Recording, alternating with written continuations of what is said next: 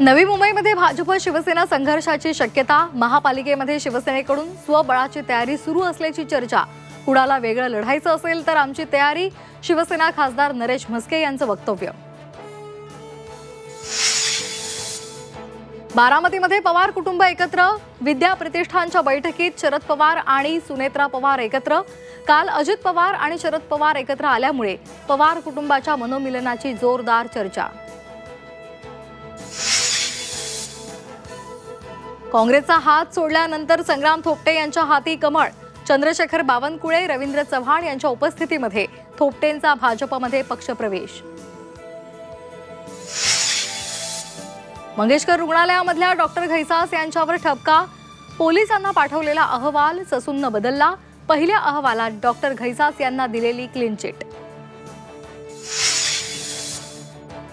SSP या आजाराने ग्रस्त असलेल्या मुलांच्या पालकांचं मंत्रालयाबाहेर आंदोलन। मुलांना वाचवा नाहीतर विष पाजा।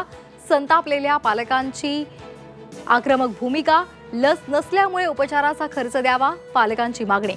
आरोग्य मंत्र्यांनी पालकांची भेट घेतली। आता बैलगाडा शर्यतीसाठी हेल्मेट सक्ती। हेल्मेट न घालणाऱ्या चालकांना बंदी। अखिल भारतीय बैलगाडा संघटनेचा निर्णय।